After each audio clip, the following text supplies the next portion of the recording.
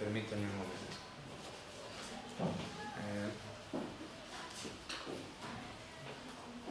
Permítanme tantito.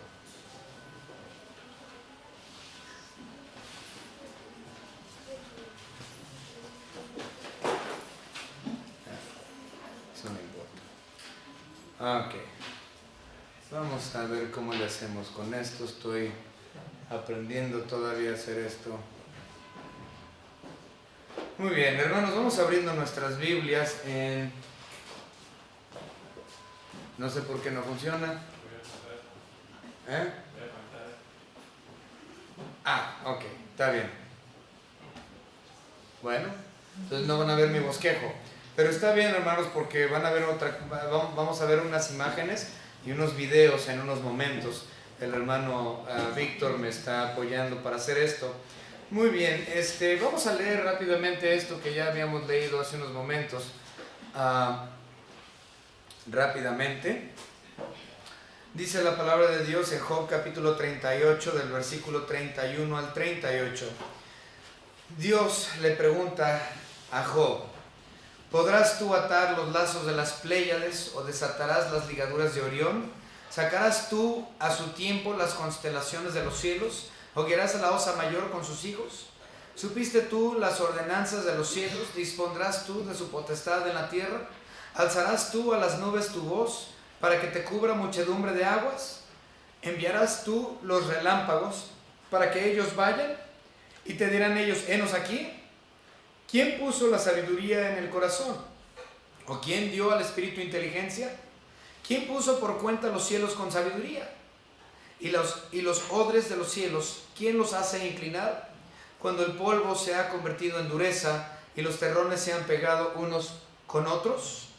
Vamos a orar. Señor Padre, le damos gracias porque nos permites estar en esta tarde, noche, aprendiendo acerca de su palabra y estas preguntas tan interesantes, científicas, que tú, Padre, le levantaste a Job. Gracias, Señor, porque podemos ver claramente que la Biblia y la ciencia no están peleadas la una con el otro. Simplemente hay una falta de aceptación de tu palabra por parte de la mayoría de los científicos, y hay una falta de aceptación de la ciencia por muchos de los cristianos.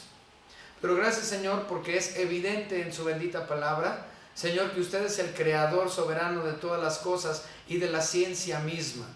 Gracias, Señor, porque la ciencia nos lleva al entendimiento que usted es, que usted existe, que usted es el yo soy. Gracias, Señor, por todo lo que nos ha dado en el nombre precioso de nuestro Señor y Salvador Jesucristo. Amén. Muy bien. Recuerden, este asunto de las preguntas científicas de parte de Dios hacia Job comienzan en el capítulo 38. De hecho, empezaron un poco antes por parte de Eliú. Si ustedes recuerdan, el capítulo 37 también eran preguntas científicas. Primero Eliú le da bien duro a Job y Job se queda, él no podía explicar ni siquiera las estaciones del año, ¿no? Con Eliú. Ahora llegan en el capítulo 38 las preguntas de Dios, pues mucho menos iba a poder responder. Si no pudo él responder a las preguntas de Eliú, mucho menos a las de Dios, las cuales culminan hasta el capítulo 42. Ahora, si ustedes recuerdan, no está subido en internet, en YouTube, pero yo lo prediqué, nada más que no está subido todavía. Fue la sección anterior, donde terminamos en el versículo 30, y fue acerca de cuestiones de la precipitación. Fueron cuestiones de precipitación, de relámpagos, de los truenos, de la lluvia, de la escarcha, del granizo e incluso el rocío. Esto fue lo último que nosotros... sí está subido en internet. Gracias, hermano. Entonces eso fue lo último que vemos y lo que vimos. Y claro está que Job tampoco, como ya mencioné, no pudo contestar ninguna de estas cosas. Cómo se forman las aguas, cómo llegan las aguas, cómo se hace el hielo. O sea, él no sabía nada acerca de esto. Pero todos estos últimos eventos que nosotros vimos, estudiamos, fueron eventos de cuestiones dentro de nuestra atmósfera. Eso es algo interesante. Todo lo que vimos anteriormente son cuestiones que son dentro de nuestra atmósfera. Pero a partir del versículo 31, lo que estudiaremos hoy no es de nuestra atmósfera.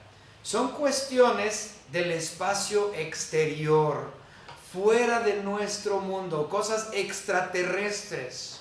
Pero estas cosas afectan o tienen cosas que afectan, sí, como tal, afectan a nuestro planeta. Cosas planetarias, cosas interestelares, afectan nuestro pequeño, insignificante y pequeño mundo.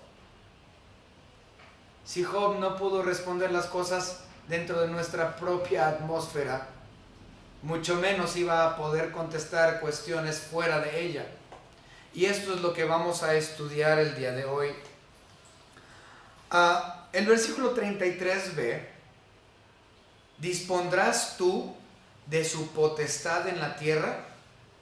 Esta sección o esta pregunta del versículo 33, como tal, la mayoría de los teólogos lo tienen como tal, como el versículo clave de esta sección, por así decirlo.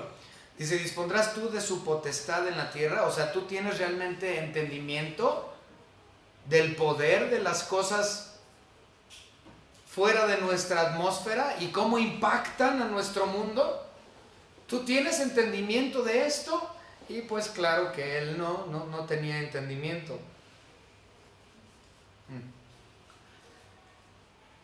Únicamente es Dios quien es soberano sobre todas las cosas. Únicamente es Él quien sostiene las cosas con el poder de su palabra, como lo dice Hebreos 1 al 4. Es más, vamos a leerlo rápidamente. Hebreos capítulo 1. Por cierto, el día de hoy no vamos a ver muchos versículos. Vimos muchos versículos esta mañana para compensarlo, lo mencioné. Pero vamos a ver Hebreos capítulo 1 al 4. Dios, habiendo hablado muchas veces y de muchas maneras en otro tiempo a los padres por los profetas, en esos postreros días nos ha hablado por el Hijo, a quien constituyó heredero de todo y por quien asimismo hizo el universo. Él es el creador del universo, el cual, siendo el resplandor de su gloria y la imagen misma de su sustancia, y quien sustenta todas las cosas con la palabra de su poder. O sea, todo está ahí. La gravedad todavía funciona, los planetas todavía giran, todo está en su lugar, todo está sustentado por el poder de la palabra de Dios. Habiendo efectuado la purificación de nuestros pecados por medio de sí mismo, se sentó a la diestra de la majestad en las alturas. Todo fue hecho por Él y todo es sustentado por Él. También lo podemos ver en Colosenses. Vámonos rápidamente a Colosenses capítulo 1 y vamos a leer ahí versículos 16 y 17. Colosenses capítulo 1, 16 y 17. Porque en Él fueron creadas todas las cosas, las que hay en los cielos y las que hay en la tierra, visibles e invisibles, sean tronos, sean dominios, sean principados, sean potestades. Todo fue creado por medio de Él y para Él. Y Él es antes de todas las cosas, y todas las cosas en Él subsisten. Él es eterno, Él fue antes de todas las cosas creadas, tanto las cosas de la tierra como las cosas de los cielos, porque Él es el creador de absolutamente todo, y todo es sustentado o subsiste por el poder de su palabra.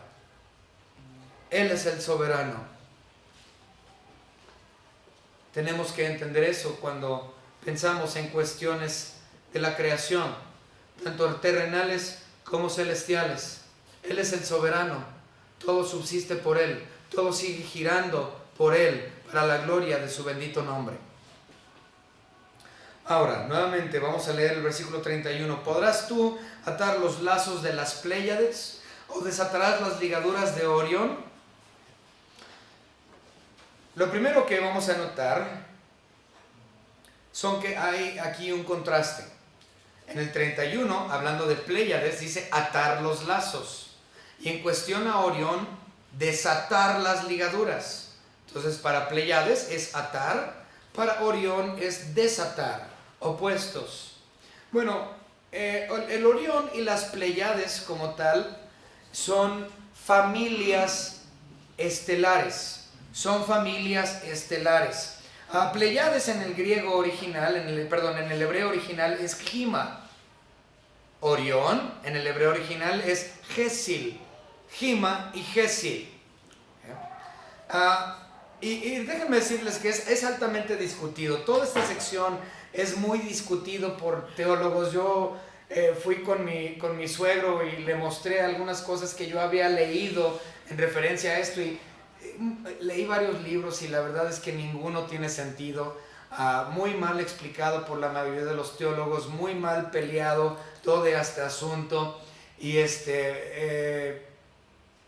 mi suegro lo ve y dice, no, es que esto es basura. Y sí, ciertamente era basura, porque muchos de estos teólogos incluso quieren darle un significado astrológico, ¿eh? Quieren darle un sentido astrológico. Yo estuve viendo algunos teólogos creyentes estaban diciendo, no, eso se trata de Tauro, y otro, no, bueno, a Pléyades es Escorpio, dándole significado astrológico, satánico total. Y dije, ¿qué es esto? Entonces sí hay muchos problemas con los teólogos y los comentarios que ellos hacen. Afortunadamente la ciencia es muy exacta en cuestión al versículo 31, con lo que se refiere a las ataduras y desatar las ataduras de Pléyades y las desataduras de Orión. Orión como tal es una constelación muy antigua. Es una constelación muy vieja, una de las más antiguas de todas. Y las Pléyades, aunque son obviamente en relación al libro de Job, pues es viejo, pero es una constelación moderna, no es tan viejo en comparación con la familia de la constelación de Orión. Ahora, lo que me explicó mi suegro es que la constelación de Orión es tan vieja que ésta ya ha consumido su combustible. ¿Okay? Cada estrella obviamente está prendida por cuestión del consumo de su combustible. El combustible como tal es hidrógeno, pero el hidrógeno, después de tantos años de la existencia de la familia de la constelación de Orión, ya no tiene tanta combustión, sí, y por lo tanto, esta es la razón por la cual Orión, sus estrellas, ahora son 7 estrellas principales en lo que viene siendo la constelación de Orión. Hay otras estrellas también que son parte de esa familia de estrellas, de esa constelación. Sin embargo, son 7 principales. Y estas queman mayormente en un tono rojizo. La razón por la cual queman en ese tono rojizo es por cuestión de la falta de hidrógeno. Entonces, el problema es de que el Orión, cuando estos llegan a cierto punto de que ya no tienen ese combustible, esas estrellas se van apagando y son expulsadas como tal de la familia. Entonces son desatadas, empiezan a ser expulsadas esas estrellas a falta de combustión. ¿Okay? Sin embargo, después de todo este tiempo, Dios aún ha mantenido a esta constelación unida. No se ha desatado aún, pero únicamente por Dios. En cuestión a las Pléyades, estas todavía son muy azules, muy fuertes en su color y todavía tienen mucho hidrógeno, mucho combustible que quemar. Por lo tanto, estos son azul y muy brillantes, y estas se mantienen unidas, son muy estables. Entonces, Pléyades es muy estable como familia, mientras que Orión es inestable. Por eso, atas tú las ligaduras de Pléyades o desatas las ligaduras del Orión. A eso se refiere. A una de las cosas es, Dios ha mantenido a Orión ahí después de todo este tiempo. Lo interesante es que no fue sino hasta hace aproximadamente 100 años que se comprendió la inestabilidad de la constelación de Orión. Ahora, yo les mencioné que Orión es del color rojo. ¿Me podrías apagar estos, hermano, por favor? Vamos a ver la constelación de Orión. Como les mencioné, ahí está Orión. Y hay uno en particular de color rojo, que este es más, este está arreglado, esta imagen. Pero una de las principales estrellas, bueno, de hecho es la principal, la consideran la estrella alfa, es Betelgeuse, que es esta. A ver, hermano, ¿la puedes marcar? No, esa, Betelgeuse. Esa es la estrella alfa de la constelación. Betelgeuse o Betelgeuse significa axila. ¿Okay? Se supone que esto es la imagen de Orión, como tal, Orión. Y Betelgeuse es la axila. ¿Okay? Eso es lo que significa Betelgeuse. Y la estrella beta viene siendo Rigel, esta de aquí, la última, la del pie. ¿Okay? Esa es la segunda en importancia. Pero Betelgeuse como tal, o Betelgeuse como quieran llamarlo, ese es rojo, rojo, rojo, rojo, porque se está muriendo esa estrella. Y cuando una estrella está a punto de morir, crece, su tamaño crece enormemente. Entonces, entre más grande crezca la estrella, más cerca está a morir. ¿Okay? Y cuando esta muere y explota, obviamente se crea lo que es conocido como un supernova, que puede ser visto desde millones y millones de años luz. ¿Okay? Ahora, en relación, para que ustedes vean, nuestro sol es este puntito ahí chiquitito que se ve que es insignificante. ¿Okay? Ese puntito ahí es el sol. Betelgeuse es eso, en comparación con su tamaño. Entonces, la axila es más grande que nuestro sol. ¿Sí? Entonces, Betelgeuse está a punto de morir próximamente. Pueden ser cientos de años, no sabemos, pero esta es la razón. Entonces, está a punto de ser disperso o expulsado de la familia, muerto. ¿Okay? Muy bien, continuamos.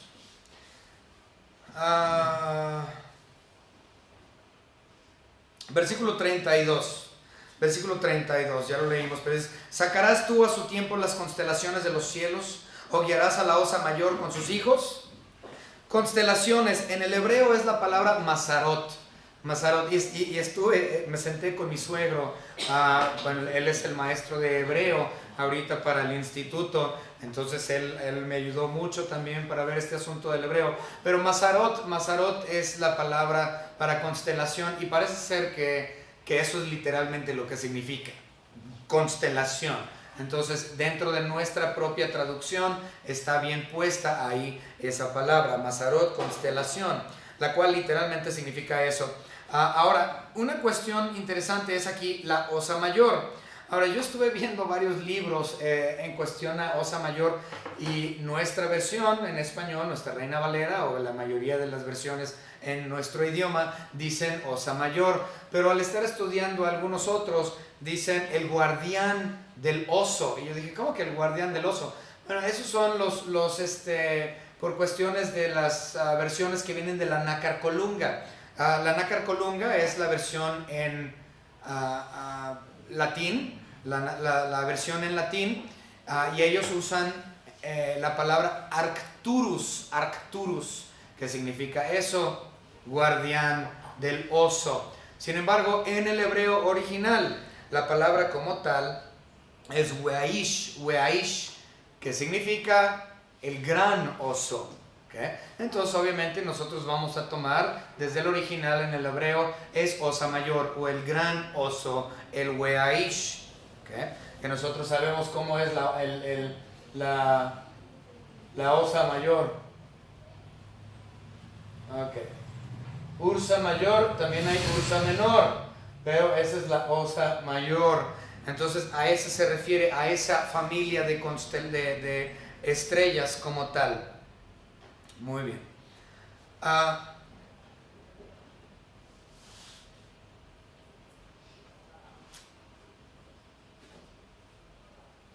Ahí lo interesante es: sacarás tú a su tiempo las constelaciones de los cielos. En otras palabras, ahí lo importante es la palabra tiempo, es decir, la cuestión de su creación. ¿Tú sabes cómo se crean las estrellas? ¿Cómo se forman las estrellas? Bajo su tiempo. ¿Cómo es que llegan a ser esas estrellas? Y las familias de las constelaciones, ¿entiendes cómo va? Era imposible que él supiera. Ahora, una cosa interesante, en nuestra Vía Láctea, bueno, de hecho, me estaba explicando el hermano Gustavo que es común el nacimiento de una estrella, que las estrellas nacen diariamente a lo largo y ancho de todo el universo. Es un evento constante. Y yo estuve, ya por mi cuenta, me puse a investigar, y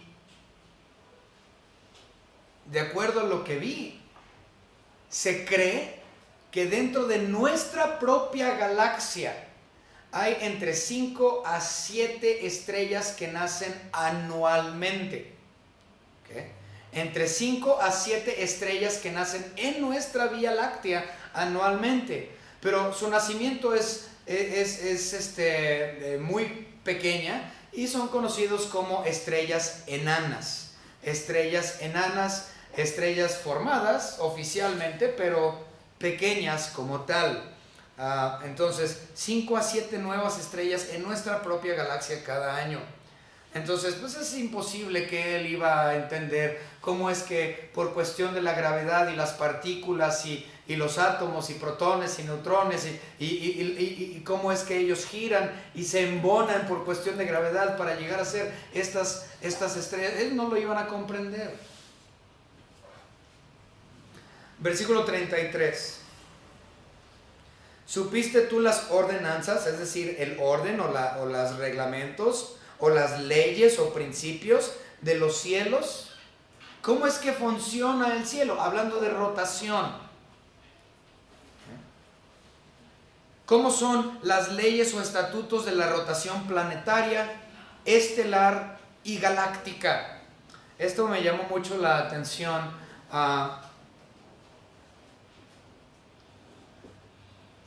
Todo gira. Nosotros sabemos que dentro de nuestro sistema solar pues giran las cosas. Sabemos que los planetas giran. Pero todo gira, y gira por familias. ¿Okay? Estas familias se llaman cúmulos. ¿Okay? Esto es interesantísimo. Estas familias de estrellas, estas familias de planetas, estas familias de galaxias se llaman cúmulos.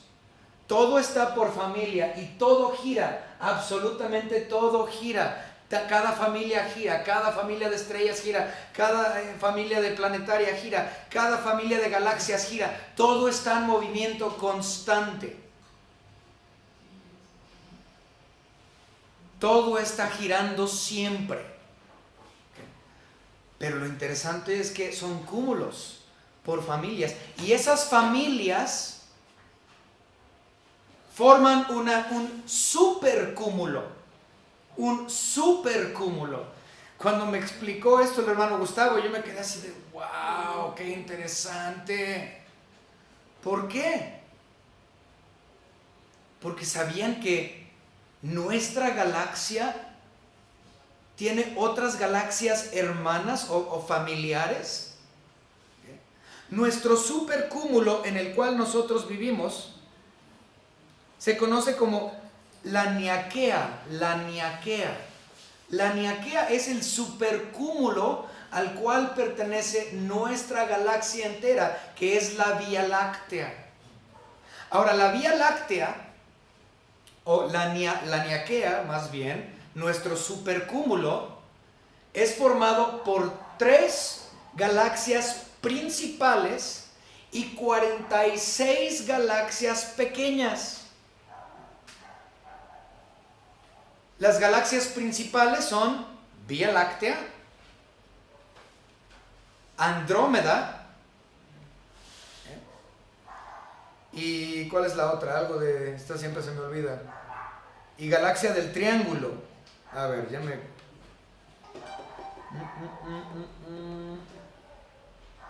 Ah, sí, Galaxia del Triángulo. Ok, entonces la Niaquea, el supercúmulo de galaxias al cual pertenece nuestra galaxia, incluye estas 3 principales: Vía Láctea, Andrómeda y Galaxia del Triángulo. Aparte, 46 otras pequeñas galaxias, también conocidas como galaxias enanas. Ahora, ¿tienes el hermano el de diapositiva para esa? Ok. Como esa, galaxia enana de Sagitario. Esa es la Vía Láctea, ¿sí? Esa es la Vía Láctea. Después está esa pequeña galaxia enana, Sagitario. Y hasta allá, hasta el lado derecho, a la esquina derecha, está la galaxia de Andrómeda. Esa es la otra grande. Y aquí no se ve la otra. La del triángulo, galaxia del triángulo no viene aquí. Pero todas estas son una sola familia de galaxias. Todo está por familia. Ahí está la Niaquea. Entonces la Niaquea, podemos ver la Vía Láctea ahí. ¿Okay? Eso es todo como tal, entero, es el supercúmulo. La Vía Láctea es un puntito nada más, un pequeño punto en la creación de nuestro Señor Dios. ¿Okay? Wow. Vamos a ver otra. Había otra diapositiva que tenías, hermanos. Muy bien, en lo que el hermano pone eso, algo que... bueno, ahí está la Vía Láctea y el Sistema Solar, y para que vean dónde está la Vía Láctea. Esa es la Vía Láctea. Ese punto ahí, eso es nuestro Sistema Solar. Una nada en medio de la Vía Láctea. Y la Vía Láctea es una nada en comparación a toda la familia de la Niaquea. Qué grande es nuestro Señor Dios. Una cosa que mencionó mi suegro cuando me estuvo explicando esto, algo hermoso, la verdad es que hermoso. Todo está por familias. Las estrellas están por cúmulos, por familias y por cúmulos. Los planetas están por familias y por cúmulos. Los cúmulos están dentro de ellas o son parte de otros cúmulos que llegan a ser el supercúmulo. Todo está por familias. La idea de la familia no es algo que Dios haya hecho específicamente para el ser humano. La familia es algo importantísimo para Dios a nivel interplanetario y a nivel universo. Dios le ha dado prioridad a las cuestiones familiares. La unión familiar, el entorno bajo el cual giramos constantemente como familia. Y no nada más como familias individuales con nuestro apellido, sino también la familia de Dios, tanto local como el supercúmulo a nivel global, es decir, el cuerpo de creyentes, que todos somos una misma familia en Cristo Jesús. Amén. La iglesia como tal, entonces, es un cúmulo y un supercúmulo. Nosotros somos familias. La familia García Jiménez, la familia Sandoval García, la familia Hernández. Todos somos diferentes familias que componemos este cúmulo de familias, de familia. Pero este cúmulo de familia pertenece a un mismo cuerpo alrededor del mundo, al cuerpo de Cristo Jesús. Todas unidas en Él, el supercúmulo. Qué hermoso es eso. Amén, gloria a Dios. Todo lo maneja Dios a nivel familiar, dándole importancia a eso.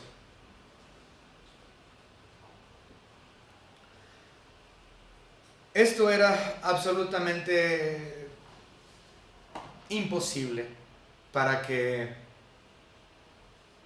Job respondiera. Esto no se dio a conocer realmente sino hasta lo que es conocido como la era moderna de la astronomía, bajo astrónomos como Copérnico, Galileo, Tycho Brahe, ellos fueron del siglo XVI, Kepler también del siglo XVI, Johannes Kepler, Isaac Newton del siglo XVII. Isaac Newton era científico, astrónomo, matemático, pero él era cristiano, se consideraba cristiano. Y de hecho él escribió, nunca las publicó, las publicaron después post-mortem. Publicaron muchas cosas que él hizo en cuestión a relación Biblia, ciencia, después de que él haya fallecido. Cosas muy interesantes. De hecho, nosotros cantamos un himno que Isaac Newton escribió. ¿Sí saben cuál es el himno que Isaac Newton escribió? Que cantamos en esta iglesia. Divina gracia Dios de amor. ¿No sabían que Isaac Newton escribió eso? Una cosa que yo no sabía, sin embargo, de Isaac Newton, es que aunque Isaac Newton era verdaderamente un religioso muy devoto, y hablando y escribiendo un himno como Divina Gracia, era unitarista. Es decir, que no creía que Dios Hijo y que Dios Espíritu Santo eran Dios. Él nada más consideraba a Dios Padre, no consideraba la Trinidad. Okay. Pero ese es Isaac Newton. Muy bien. Continuamos con Job capítulo 38 y versículo 33. ¿Supiste tú las ordenanzas del cielo? La segunda parte. ¿Dispondrás tú de su potestad en la tierra? Es decir, ¿tienes tu entendimiento sobre las cosas celestiales que influyen sobre las cosas terrenales? Pues no, como ya lo habíamos mencionado. Y muchas de estas cosas realmente no se dieron a conocer hasta la creación de telescopios muy poderosos. Incluso en 1990 se mandó al espacio, se puso en órbita, en abril me parece, no puse el mes, pero creo que es abril de 1990, se puso en órbita uno de los telescopios que hasta el día de hoy sigue activo, y por medio de ese telescopio espacial se ha llegado a conocer muchas de estas cosas. Ese es el telescopio Hubble, el telescopio Hubble, que fue puesto en órbita en el año 1990. Entonces, realmente muchas de estas cosas las empezamos a conocer relativamente hace no mucho. Pero Dios ya sabía, porque Él es el creador de todas las cosas.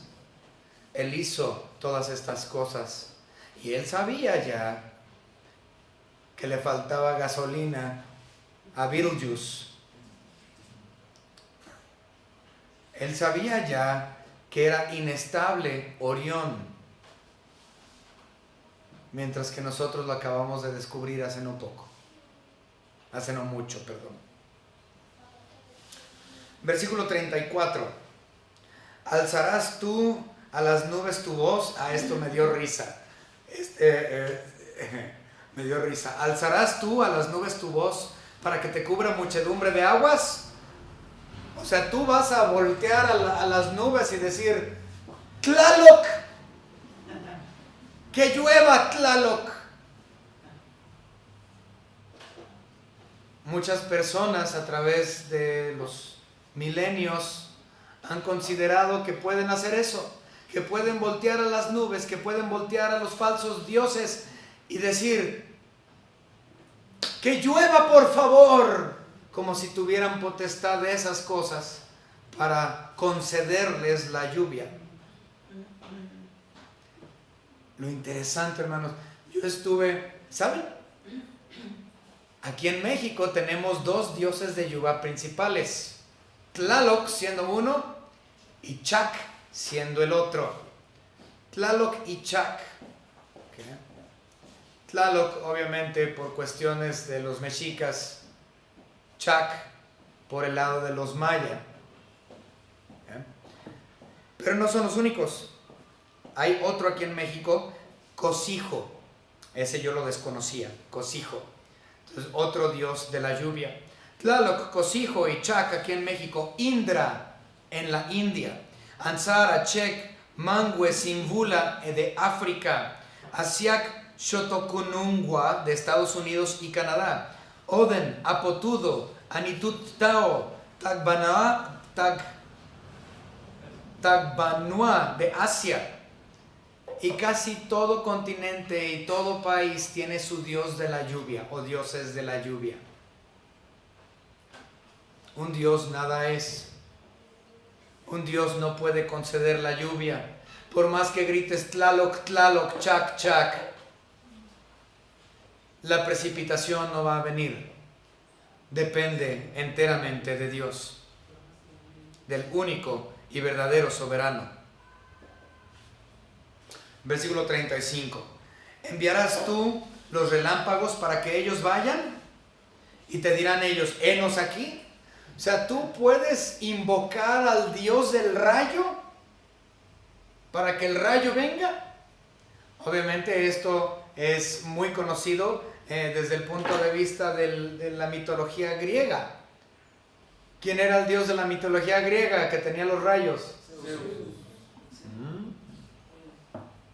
Muy bien educados en sus mitologías griegas. Claro está entonces que muchas personas han dicho eso, que tienen potestad. Yo le pido a Zeus que traiga el trueno y él lo trae porque él tiene potestad sobre ellos. La idea es la misma que el versículo anterior. El único que puede invocar los rayos es Dios. Ahora, nosotros ya hablamos del tema de los rayos en el sermón anterior, entonces no nos vamos a meter en eso.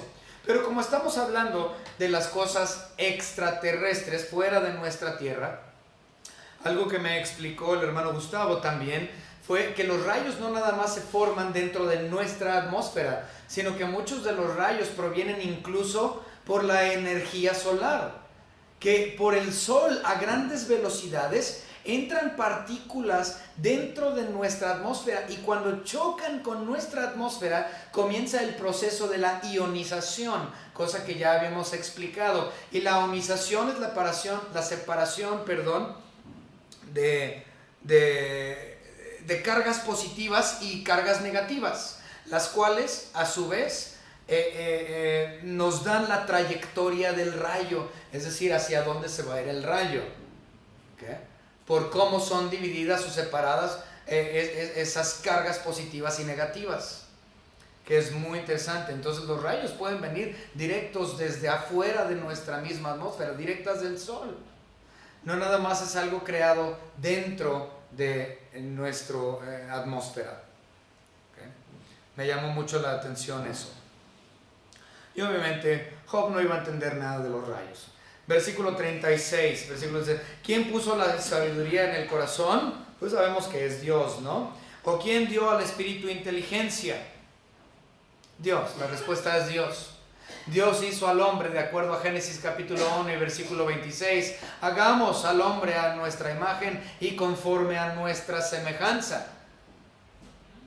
Es Dios quien nos hizo diferente a los otros animales. Nos dio inteligencia, nos dio sabiduría, nos dio muchas otras cosas que a los otros animales no les dio. porque nosotros somos hechos conforme a su imagen y conforme a su semejanza.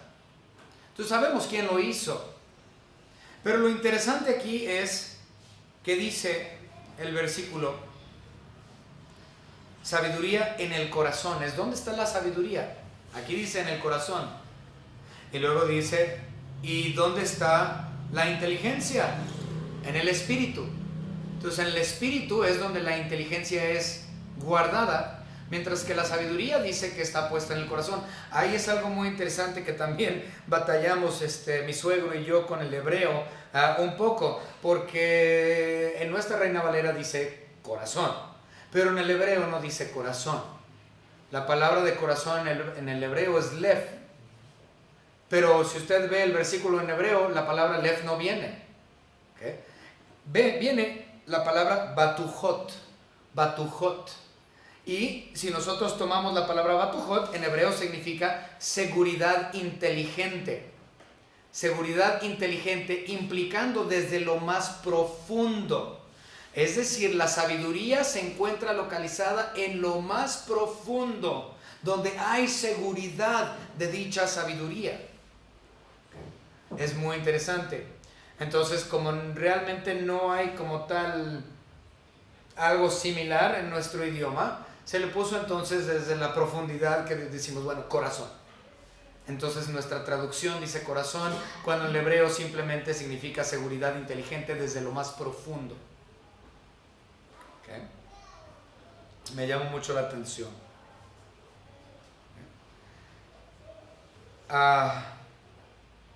Vámonos recio, hermanos. Versículo 37. ¿Quién puso por cuenta los cielos con sabiduría? O sea, esto se me hizo interesante. ¿Y las odres de los cielos, quién los hace inclinar? En el hebreo original dice, ¿quién puso por cuenta las nubes? No dice cielos, dice nubes, de la palabra hebrea ananim. Ananim. En otras palabras, vamos a verlo así, desde ese punto de vista. ¿Quién puso por cuenta o has contado tú las nubes con sabiduría? Y yo volteé a ver a mi suegro y le dije, y él también me dijo, dice, eso es imposible. O sea, ¿quién puede contar las nubes? ¿Quién puede contar cuántas nubes hay en un determinado tiempo? ¿Quién puede contar las nubes? Y realmente no está realmente hablando de contar las nubes, aunque si lo quieren tomar desde ese punto de vista nadie puede contarlas, es obvio. Pero realmente no se trata de eso. Si ustedes ven la segunda parte del versículo, habla de las odres. Una odre como tal era, no sé si ustedes recuerdan, hay muchas referencias en la Biblia acerca de odres. Nosotros hoy utilizamos envases, botellas, para guardar nuestros líquidos, ¿sí? Yo estoy usando un vaso, ¿sí? Pero hay botellas para cargar a grandes distancias. En los tiempos bíblicos cargaban sus líquidos o agua en odres. Odres como tal eran bolsas, ahí están, de cuero. Eran bolsas de cuero en el cual las personas cargaban su agua. Y dice el versículo, y las odres de los cielos, ¿quién los hace inclinar? Entonces el chorro de agua de las nubes, ¿quién las trae? Entonces lo que está haciendo es, lo que está preguntando realmente el versículo no es si puedes contar con sabiduría cuántas nubes existen en un determinado tiempo. No. Está refiriendo al tipo, a la categoría de nubes. Y esto es científicamente conocido también. De hecho, ustedes lo pueden googlear. Hay aproximadamente unos 12 diferentes categorías de nubes. No los anoté todos aquí, pero entre ellos, por ejemplo, están las formaciones de nubes conocidos como cirrostratos. ¡Ay! ¿Qué pasó? Estoy teniendo problemas con esto. Tecnología. Ok, cirrostratos. Otro es cirrocúmulos, otro es cúmulos, otro es stratus, otro es cirrus, etc. ¿Okay? Entonces nosotros tenemos los diferentes... ¿Dónde ya se rompió? Alta tecnología. Ahí está. Tenemos diferentes categorías como tal de nubes. Y aunque todas las nubes contienen H2O, no todas las nubes van a dar precipitación. Otra vez, todas las nubes contienen H2O, pero esto no significa que todas las nubes vaya a llover de cada una de ellas.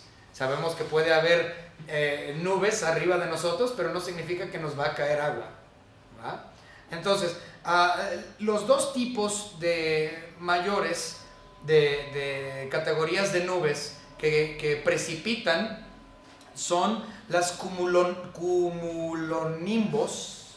¿Dónde está? Cumulonimbos. Y el otro es nimbostratos.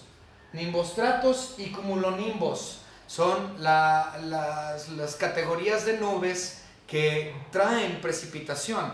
De hecho, la palabra nimbos, este sufijo nimbos o prefijo, depende de cómo lo ven, proviene del latín, que significa literalmente lluvia. Okay. Entonces es muy interesante.